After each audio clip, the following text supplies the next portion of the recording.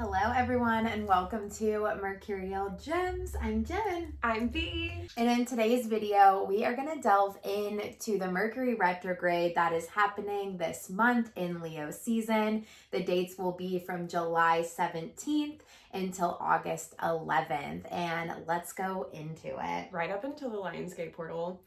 Every time we have a retrograde, I am deeply paying attention to it because as someone who already naturally has a lot of mercurial energy, hence our Mercurial Gems podcast name. We always pay attention to Mercury's transits a lot. So if you do have Virgo or Gemini in your chart really strong, Mercury is going to affect you when it changes orbit and just different things are going on with it. So it's worth paying attention to. In this retrograde in particular, we are having it go retrograde in the sign of Leo, and we wanted to talk about a couple of the other aspects that'll be happening as well. If all of this is new to you and you've just heard the term Mercury retrograde, you're not really sure what it means, let me give you just a few little things about the planet Mercury itself. Mercury is our planet that rules our thinking patterns, our communication patterns. It shows us how we learn and take information. And Mercury is also associated with a lot of travel. So getting from one point to the other, which is just very mercurial, bouncing from thing to thing.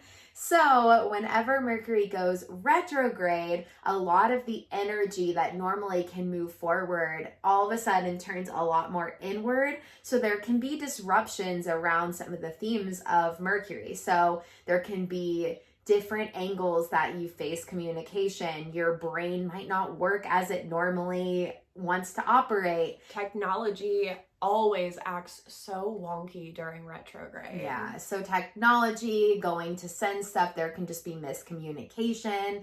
And then if you have travel plans, just being extra aware that sometimes there can be disruptions. I literally thought once, I'm not gonna listen to Mercury retrograde so much. I booked a flight right on the day it began and I was in the airport for 9 hours. So lesson learned on that.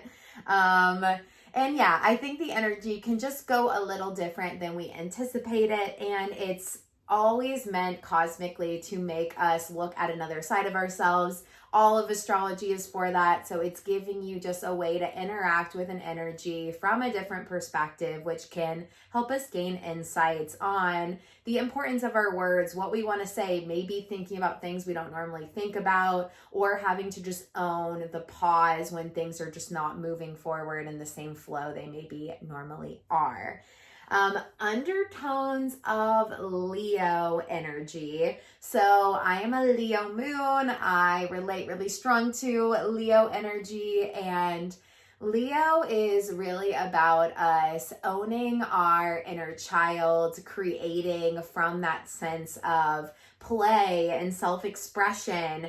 The shadows of Leo are a lot more tied into being so ego-driven, wanting so much self-validation that we sometimes are losing the plot of just internal self-connection. So Leo can be known for its drama or being a little extra attention-seeking, but Leo really is the ruler of the heart, and it's ruled by the sun, so it is a very big energy. And so it experiences feelings and connection really big.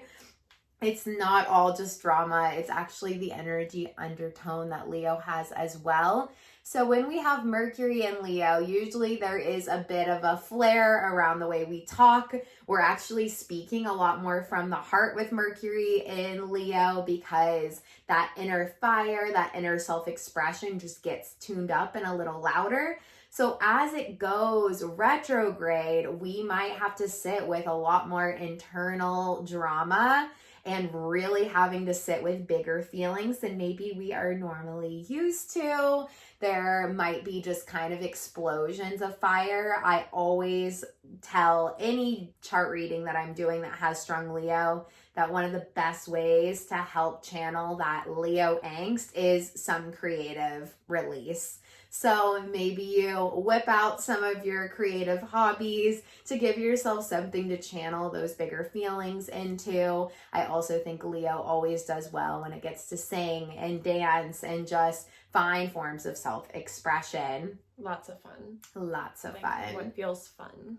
Lots of fun, lots of play. And then a few of the aspects going on in addition to this Mercury in Leo is we have Saturn retrograde in Aries right now currently, if you're watching this video in real time.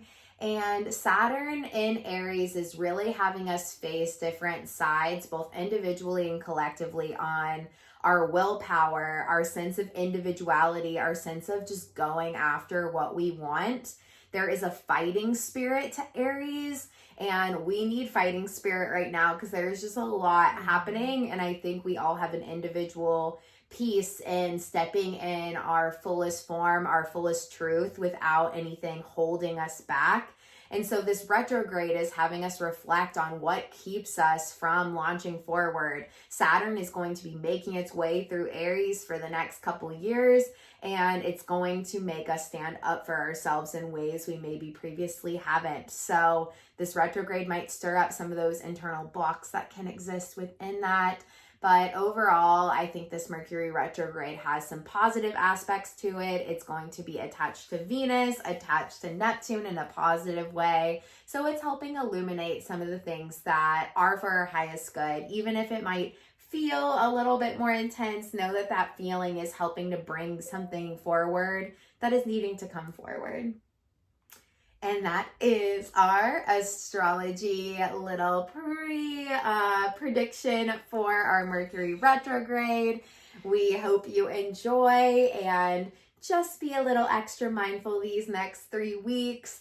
Try to write some stuff down and flow with the energy. We will see you in the next video. Bye. Bye.